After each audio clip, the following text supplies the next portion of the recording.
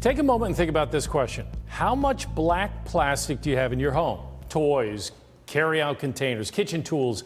A new study found most of the black plastics tested have alarming levels of toxins. Yeah. Deanna, major publications from Forbes to the Washington Post have posted stories about this study. Absolutely. You talked to one of the actual scientists involved. I did, Brett. The peer-reviewed study was done by an environmental group called Toxic Free Future, and it found dangerous levels of flame retardants in nearly every sample tested. We began widely using flame retardants in this country in the 70s because smokers were often falling asleep and catching the house on fire. Now we know that many of those chemicals are toxic, and some have been banned, some have been phased out, but those toxins are still all around us. We specifically tested black plastic because we hypothesized that the black plastic that's used in electronic enclosures, so like in the TV casings that we have in our homes, were being recycled through electronic waste recycling and contaminating household products downstream. So e-waste is supposed to be recycled separately and used for other electronics. So how is it contaminating other plastic goods? I think what this study really highlights is that we have inherent issues with our recycling process.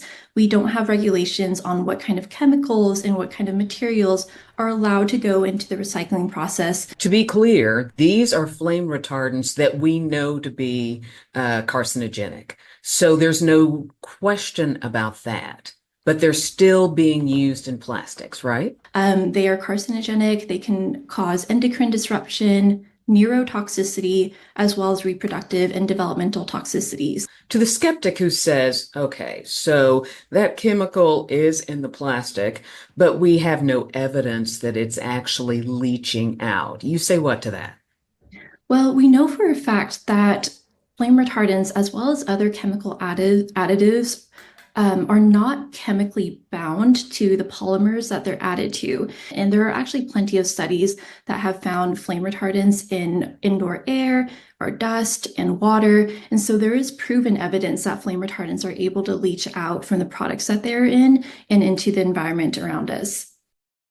So scientists have long known that flame retardants are a problem. A broad study published in the Journal of the American Medical Association earlier this year looked at the blood samples of 1,100 people and found those with high levels of the chemicals in their blood had a 300% increased risk of dying from cancer. Here are small things that we can do. We can replace cooking utensils with metal or wood. When I go out to eat now, I take a small Pyrex dish with me in my purse for the leftovers. Yep, I get some side eyes. People look at me weird. But I'm doing what I can to stay on the planet as long as I can and as healthy as possible. And that's your consumer alert.